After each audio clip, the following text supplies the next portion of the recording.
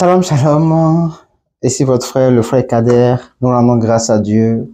C'est vraiment une joie, une immense joie pour moi. Je ne sais pas pourquoi quand je me connecte, je suis fier, quoi. Je suis content vraiment de parler de Dieu, surtout quand c'est de Jésus-Christ. C'est vraiment un privilège, la joie qui m'anime. C'est pour ça que je ne fais que rire tout le temps quand je me connecte. Ouais. On rend grâce à Dieu. Ici, c'est votre frère, le frère Kader. Qui est encore là, une fois encore, pour dire donner quelques petites astuces par rapport à l'évangélisation. Pour ceux qui sont connectés pour la première fois, j'étais musulman, je suis chrétien et le Seigneur m'a fait grâce vraiment quand j'étais au Nigeria de me visiter et de me révéler qui est réellement le vrai Dieu. Ce n'était pas Mahomet, moi qui croyais que c'était Mahomet qui était la lumière. Ce n'était pas lui. Et ça fait qu'aujourd'hui, j'ai vraiment un amour pour Dieu. J'ai la paix, j'ai la joie. Et c'est vraiment... Quand je veux parler de Jésus-Christ, si c'est que je peux ne rien faire de la journée et ne que parler de Jésus-Christ, je vous assure, ça sera un réel plaisir pour moi. Donc, j'étais musulman, je suis devenu chrétien et je viens ici sur cette plateforme. J'avais commencé par parler de mon témoignage. Je vais revenir dans la partie 2 de mon témoignage que je n'avais pas fini avant que le Seigneur ait voulu que nous introduisions sur l'intercession, intercéder pour la moisson, pour le salut des âmes, pour les intercesseurs dans le monde entier, donc pour que il y a plus d'ouvriers dans la moisson. Donc, c'est ce qui a fait que j'ai mis pause à tout ça. Mais nous allons reprendre bientôt par rapport au témoignage et tout. Et cette fois-ci, nous allons inviter d'autres personnes qui sont converties, qui étaient musulmans, elles sont devenus chrétiens, qui étaient dans d'autres religions, ils sont devenus chrétiens fervents, servant Jésus-Christ.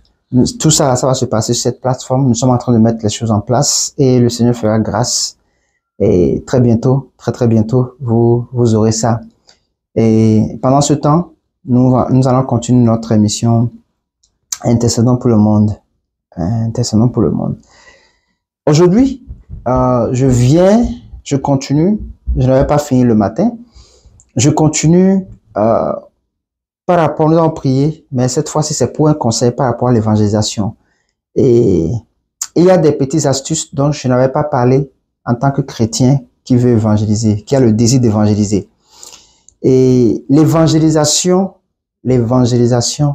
c'est d'abord soi-même. C'est dit que toi-même, tu dois être en mesure de t'évangéliser toi-même d'abord, d'être en mesure, ce que tu veux aller dire, ce que tu veux aller faire là-bas, de savoir que tu t'es déjà toi-même fait. Vous comprenez? C'est dit que avant, peut-être tu fumais, n'est-ce pas? Est-ce qu'aujourd'hui, tu ne fumes plus ou bien tu fumes de temps en temps? Parce qu'il va arriver que tu tombes sur quelqu'un, peut-être qui fume. Comment est-ce que tu peux évangéliser cette personne que la cigarette n'est pas bonne? Vous voyez ce dont je parle? Donc, c'est pour ça que tu dois toi-même t'évangéliser d'abord. Et s'évangéliser soi-même, c'est de tuer le péché en toi-même. C'est de crucifier le péché en toi-même en premier lieu. Avant d'aller voir l'autre pour lui parler de Jésus-Christ. Parce que si tu ne le fais pas, tu n'auras pas la plénitude du Saint-Esprit pour parler à l'autre. Donc, c'est pour cela qu'il est primordial, capital, que toi-même tu t'évangélises d'abord. C'est-à-dire que toi-même tu apprennes à connaître Dieu, à avoir des expériences, à avoir des témoignages personnels. Et quand tu vas vers la personne, tu peux lui parler de « Ah, j'étais dans ça, mais aujourd'hui je ne suis plus. » Tu vois, je faisais ça, mais aujourd'hui je ne le fais plus. Mais si c'est juste que tu as envie de le faire et que tu te lèves pour aller évangéliser, ça te serait difficile de gagner une âme. Très difficile de gagner une âme tant que toi-même, le Saint-Esprit ne t'a pas encore modelé, ne t'a pas encore façonné, ne t'a pas encore donné une forme, ne t'a pas encore brisé dans le péché, dans la crucifixion de ta chair, il te sera difficile d'aider l'autre à crucifier sa chair. Donc, il est capital et primordial que, en premier lieu, en premier abord, toi-même, en tant que chrétien, évangéliste, et tout chrétien d'ailleurs, tout chrétien, d'abord de crucifier sa chair, de se donner lui-même à Jésus-Christ, afin que Jésus-Christ te brise, te façonne, enlève ton habit de péché et te donne un habit de sainteté qui va le justifier quand tu seras en train de parler de lui devant qui que ce soit. Ça, c'est la première étape. La première étape, fuis le péché, s'éloigner du péché, s'éloigner des choses. Car les personnes que tu vas rencontrer, la plupart, ce sont des pécheurs. Et ce sont des personnes qui sont encore dans d'autres pratiques, dans certaines choses qu'ils font, qui n'est pas agréable à Dieu. Et donc, toi, tu es la lumière, tu apportes la lumière de ce côté-là, en les parlant de Jésus-Christ, qu'ils ignoraient et qu'ils ne connaissent peut-être pas. Donc, pour qu'ils viennent à Christ. Parce que, comme vous le savez, Jésus-Christ a dit, nul ne va au Père que par moi. Je suis le chemin, la vie et la vérité. Donc, tout ce que les gens disent et tout ce qui se passe autour, ce n'est que de l'eau versée sur le dos du canard. Sur le dos du canard. Je vais revenir sur quelque chose que je rencontre souvent dans l'évangélisation. On dit Jésus, comment on peut dire Jésus-Christ est Dieu? Pourquoi? Lui-même, il a dit que il n'est pas Dieu. Il y a un verset dans Jean, je crois, qui dit que Jésus-Christ a dit de croire au Père. Il a parlé du Père et tout. Nous allons venir sur ça. Nous allons venir sur ça. Et il y a des choses. Accepter que Jésus-Christ est Dieu, c'est une révélation. Bon, je fais juste une petite introduction, comme j'ai ouvert la parenthèse. C'est une révélation. Quand tu n'as pas la révélation que Jésus-Christ est Dieu, il te sera difficile d'accepter ça. C'est pour ça il a dit à Pierre, quand il a demandé à Pierre, qui dit-on que je suis? Qui dit-on que je suis?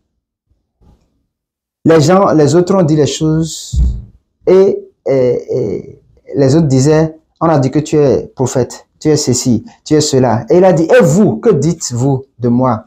Pierre, prenant la parole, répond et dit, tu es le Christ, le Fils du Dieu vivant. Il dit, ce ne sont pas la chair ni le sang qui te l'ont révélé, mais c'est mon Père, Dieu, qui t'a révélé cela. Ça veut dire quoi? Pour accepter la divinité de Jésus-Christ en tant que Dieu, si tu n'as pas la révélation, il te sera difficile. Parmi 12 apôtres qui étaient avec Jésus-Christ, c'est seulement Pierre seul qui a pu dire cela. Pourquoi les autres n'ont pas dit cela? Ou bien pourquoi tous n'ont pas dit ça ensemble? Parce que c'est une révélation qui est donnée par Dieu à une personne par rapport à l'identité réelle de Christ. Vous voyez?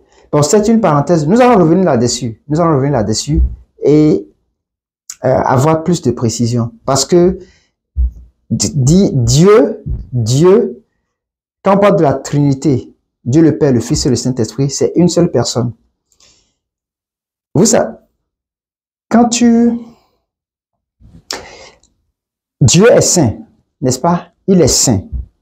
Il est saint et il n'est pas possible que Dieu vienne sur la terre pour enseigner aux gens comment marcher avec lui.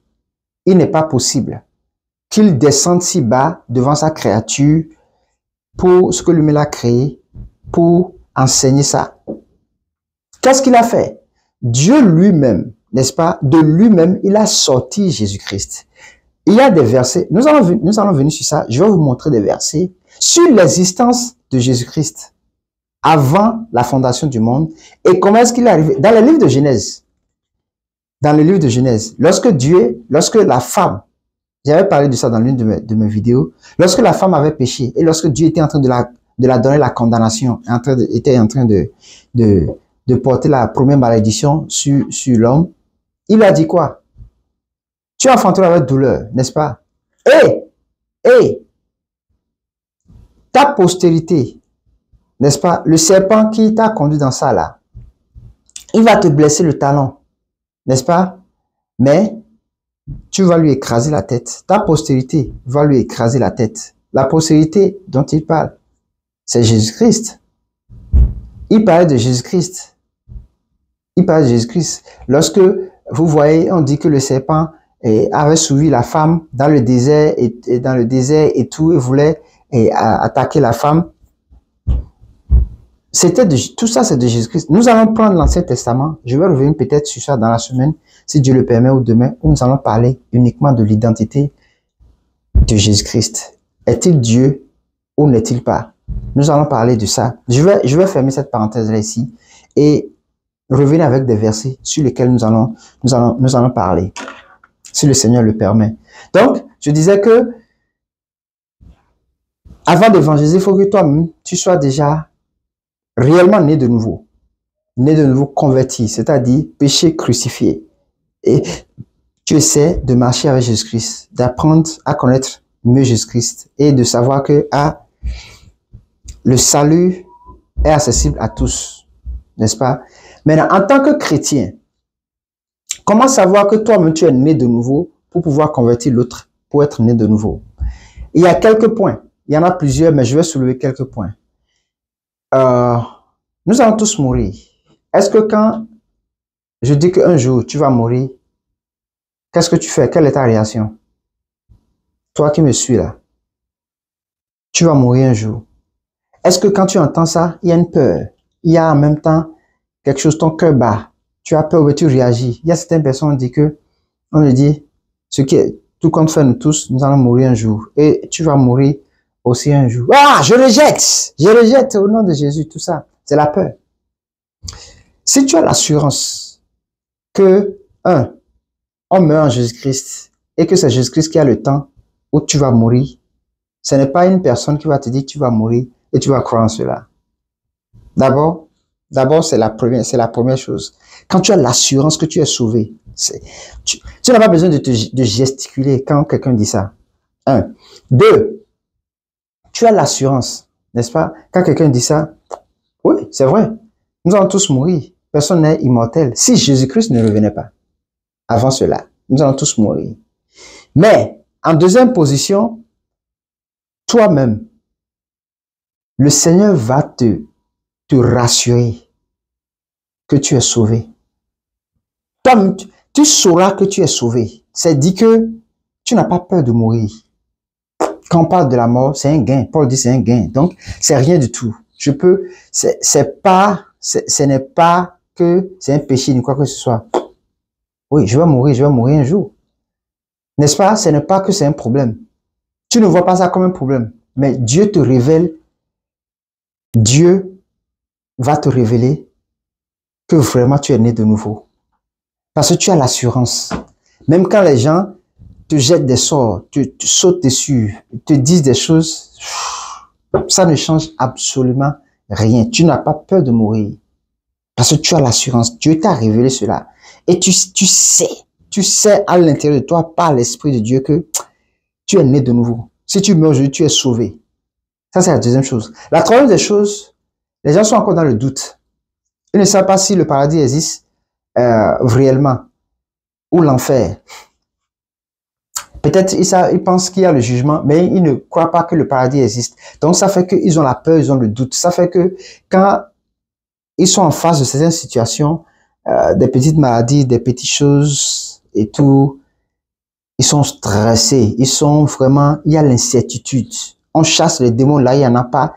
Et puis, la peur, n'est-ce pas, le doute. Mais tu n'as pas l'assurance que, bon, si aujourd'hui, je meurs en Christ, je vais ressusciter. Quand tu ne sais pas ça, tu n'es pas complètement né de nouveau. Et tu n'es pas sûr que Jésus-Christ va te sauver quand tu vas mourir. Donc, il y a un travail qu'il faut faire. Et ce travail qu'il faut faire, avant que je ne donne le dernier point, ce travail qu'il faut faire, c'est quoi? C'est d'aller encore devant Dieu, n'est-ce pas? Et continuer pas à prier, pas insister, pour que réellement Dieu te révèle. S'il y a un côté de ta vie qui n'est pas encore clair, où il n'y a pas la lumière, il y a les ténèbres, et par lequel le diable pousse pour te mettre des doutes et tout ça, tu pries pour que cette porte-là soit fermée, que le Seigneur te révèle quel péché tu commets, au point où ça t'empêche de croire que si tu meurs aujourd'hui, tu seras sauvé. C'est des prières que tu dois commencer par faire. Et tu dois commencer par lire la Bible également. Tu dois commencer par méditer la Bible, comprendre. Tu n'es pas obligé de commencer depuis l'Ancien Testament. Tu peux faire un programme, dire que bon, cette année, je vais lire le Nouveau Testament.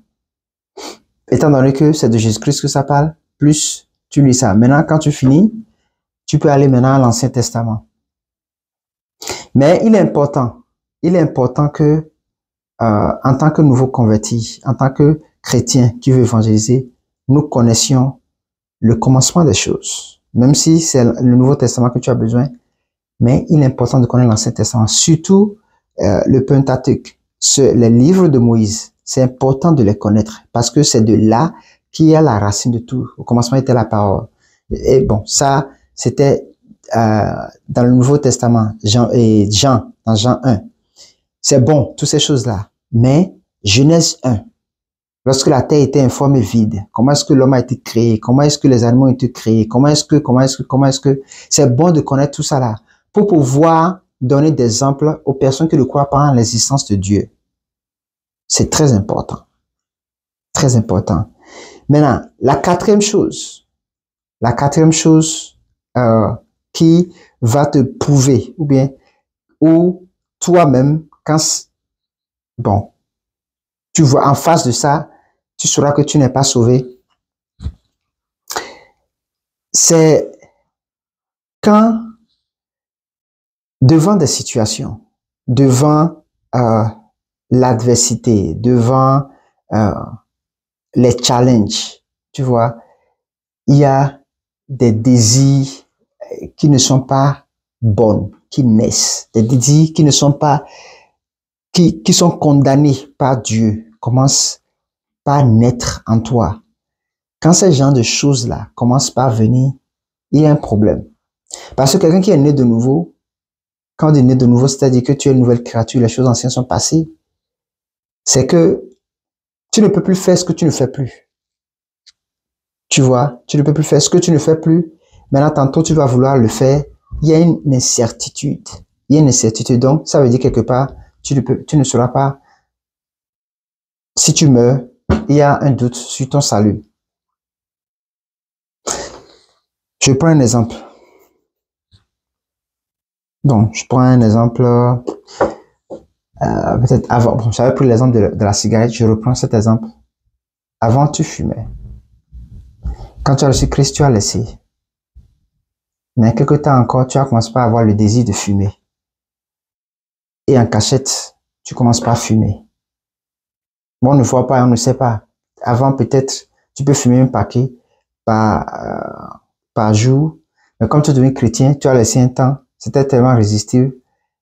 Tu commences par acheter, tu fumes. Au lieu d'un paquet, un par jour, en cachette, personne ne sait. Ça, c'est un signe que tu n'es pas réellement sauvé. C'est un signe que tu n'es réellement sauvé. Tu n'es pas réellement sauvé. Et comme je dis, les situations, les difficultés, tout ça viennent. Souvent, le stress, tu es stressé. Il y a quelque chose, mais tu es tellement stressé comme d'autres. Il faut qu'ils fument pour être calme. Il faut qu'ils prennent de l'alcool, se saouler. Là, je suis calme. Pour pouvoir penser, pour pouvoir faire effacer le stress et les soucis. Tu n'es pas sauvé. Parce que si tu es sauvé, tout chrétien, n'est-ce pas, qui est réellement sauvé, tu auras des difficultés, tu auras de l'adversité, tu vas rencontrer des choses, frère, tu vas rencontrer des choses. Et tu vas te dire, ah, jusqu'à moi, chrétien, avec cette vie que je mène, que j'essaie d'être saint, je vis ça, oh ouais. Jésus-Christ a dit, si cela est arrivé au bois vert, qu'en est-il au bois sec que tu es? Lui, là aussi, il a vécu ça tous les jours. Tous les jours. Donc, si devant une situation, en même temps, tu penses à un péché que tu avais laissé, et c'est ça que tu vas faire pour pouvoir être réconforté, tu n'es pas sauvé. Donc, ces 4 points-là, c'est capital, c'est primordial. C'est primordial. C'est vraiment primordial que tu marches selon ces points-là. Que tu saches que, bon, il y en a plusieurs, comme j'ai dit au début, mais je soulève ces 4 points-là pour te montrer que tu n'es pas réellement sauvé. Quand tu penses à la mort, n'est-ce pas? Quelles sont tes réactions? C'est un signe. C'est un signe. N'est-ce pas? Est-ce que tu as pu crucifier tes péchés? C'est aussi un signe. Est-ce que, comment on appelle, toi-même, tu as pu, avant d'évangéliser l'autre, est-ce que il y a un travail qui a été fait en toi et tout? Ça aussi. Tout ça, ça compte. Ça montre que tu seras sauvé ou pas. Est-ce que tu refais des péchés que tu ne faisais plus, mais pour pouvoir te soulager? Ça aussi. Maintenant, à part ça, le Seigneur lui-même peut te révéler réellement que tu es sauvé. Tu auras la certitude, tu auras une certaine... Donc, tous ces points-là doivent te permettre de savoir si tu es sauvé ou pas. Si ce n'est pas le cas, tu dois faire la prière, n'est-ce pas, de la repentance, du salut, en demandant, c'est pas seulement réciter, mais en demandant cette fois-ci que le Seigneur te révèle qu'est-ce que l'incertitude en toi qui empêche à ce que tu sois convaincu que tu es sauvé. Tu dois prier ces choses, insister jusqu'à avoir la réponse, jusqu'à ce que le Seigneur te révèle réellement. C'est important. C'est important de le savoir. C'est pour ça, vous voyez, quand moi je viens ici et je parle de mon témoignage, je fais ça quand bien même que je connais des gens qui étaient mes parents. Bon, je vais dire, j'étais musulman, je suis chrétien, j'en parle et tout ça. J'ai beaucoup d'amis qui sont musulmans, n'est-ce pas? Et vous savez qu'il y a beaucoup de choses aujourd'hui où les gens cherchent à toujours, quand c'est surtout les musulmans, chercher à te ramener à la raison ou bien chercher à te faire du mal et tout. Parce que peut-être on te voit, tu parles de Jésus-Christ, tu étais musulman, tu vas dans un supermarché d'un musulman qui te connaît, les réactions et tout ça. Tu vois, le rejet que tu as de ta famille, tout ça là, tu ne peux pas faire ça si tu n'es pas rassuré. Que tu n'es pas rassuré que si tu meurs aujourd'hui, tu vas directement au paradis. Jésus-Christ va te prendre. Tu ne peux pas le faire. Il y a beaucoup de musulmans, beaucoup de personnes qui sont converties, mais qui ne peuvent pas parler de Jésus-Christ. Pourquoi? L'assurance qu'ils sont sauvés n'y est pas. Si tu as l'assurance que tu es sauvé réellement et que Jésus-Christ est le Seigneur, n'est-ce pas? Et il est le sauveur de l'humanité, facilement tu vas voir que tu vas parler de lui facilement. Facilement. Sans même qu'on te pousse. Mais si il faut qu'on te pousse pour évangéliser, tu n'as pas connu Jésus-Christ. Si tu as connu Jésus-Christ, personne ne va te pousser. Personne ne va te pousser. Tu vas aller. Ne dites pas que, toi, il s'est révélé à toi. Non. Ce n'est pas qu'il s'est révélé à moi. Bon, il s'est révélé à moi. Et si je croisais les bras, je reste là. Il s'est révélé à moi, point, c'est fini. Mais il faut tous les jours apprendre, chercher et tout ça et être dans l'assurance que l'expérience que tu as et ce que tu sens de Jésus-Christ là, que quelqu'un d'autre sente ça pour vraiment savoir la véracité de Jésus-Christ. Donc c'est une assurance, c'est une assurance, c'est une assurance. C'est vrai que ça prend du temps pour certaines personnes, mais aussitôt que tu es né de nouveau et que tu es baptisé par immersion, pas seulement versé sur la tête, par immersion, dès que tu as ça, tu dois commencer par travailler sur toi-même. D'abord, le Seigneur va t'aider pour que tout ça meure en toi. Mais toi aussi, il y a du travail que tu dois faire sur toi-même. Que tu dois faire sur toi-même. Chaque jour. Sans relâche. Chaque jour. Jésus-Christ va venir prier pour toi. Tu dois prier. Tu dois prier Jésus-Christ. Pour ci, pour ça. Donc, il y a un travail qui doit se faire de notre part également. Pour vraiment avoir l'assurance qu'on est sauvé. Mais si tu es chrétien et que les points que j'ai énumérés là, tu te retrouves dans un de ça, tu dois te relever. Tu dois encore vraiment reconfesser. Ce n'est pas dit de ta bouche, mais de toi-même, intérieurement. Refaire le travail. Demander la révélation de la partie où il y a les ténèbres. Parce que c'est le diable qui te pousse. C'est le diable quelque part qui incite. Il n'a pas besoin forcément d'être en toi, mais par les pensées, il t'incite. Je ne suis pas sûr que tu es sauvé. Tu vois, ce péché-là que tu as fait il y a longtemps, là. Je ne pense pas que Dieu t'a pardonné. Donc, c'est lui qui met ces choses-là. Et puis, ça fait qu'il y a le doute, il y a des inquiétudes. On parle de la mort, tu as peur. Ouais. Donc c'est de ça que je veux parler aujourd'hui. Et nous allons venir dans un autre épisode où je vais parler, Jésus-Christ est-il Dieu ou est-il juste un prophète comme les autres? Nous allons en parler. C'est vrai que c'était la mission principale par laquelle le Seigneur m'avait institué de faire. Et j'avais commencé par décrire selon la parole qui est vraiment Jésus-Christ. Mais sur ce point capital là, où nous rencontrons quotidiennement avec que ce soit musulmans, que ce soit athées, que ce soit d'autres personnes, et même les catholiques, ne croient pas que Jésus-Christ est Dieu. Nous allons venir sur ça, nous allons venir sur une vidéo que posément nous allons faire avec des versets, ce que lui l'a dit, ce que la Bible a dit et ce qui a été déjà prédit. Nous allons parler de ça. Shalom chez vous, c'est votre frère de tous les jours, le frère Kader. Et par la grâce du Seigneur, nous allons nous revoir encore, n'est-ce pas, demain, par la vertu du Saint-Esprit et par la volonté de Dieu. Nous allons nous revoir demain. Et Dieu va nous conduire encore. Et nous allons continuer par intercéder, par prier. Par intercéder, par prier. Partager les vidéos là pour que des personnes aussi nous rejoignent. Parce que il y a peu d'ouvriers dans la moisson. Très peu d'ouvriers. Nous avons besoin d'ouvriers pour faire ce que je fais, pour intercéder, pour tout ça. D'accord? Shalom chez vous, que la paix de Dieu soit avec vous, que sa faveur, sa miséricorde, que les anges de Dieu campent autour de vous, vous protègent pendant la nuit que le jour. Lorsque vous allez sortir, s'il doit y avoir un problème, une situation, que la situation se passe avant que vous ne veniez ou après que vous soyez parti dans le nom de Jésus-Christ. Je prie si c'est un accident qui doit se faire, que ce soit avant vous ou après vous. Jamais autant vous serez là dans le nom de Jésus-Christ. Je prie, comme la Bible a dit, 1000 tombés à ta gauche, 10 000 à ta droite, tu ne seras pas atteint. Il sera ainsi pour toi au nom puissant de Jésus-Christ. Que le Seigneur veille sur toi, qui te garde, que sa grâce, sa faveur te localise et qui te positionne selon sa volonté au nom puissant de Jésus-Christ. Cette année est l'année où le Seigneur va faire vraiment de grandes choses à travers ta vie et à travers ma vie pour son royaume, pour sa gloire, au nom puissant de Jésus-Christ. Sois béni, sois fortifié au nom de Jésus-Christ. Amen. Shalom chez toi.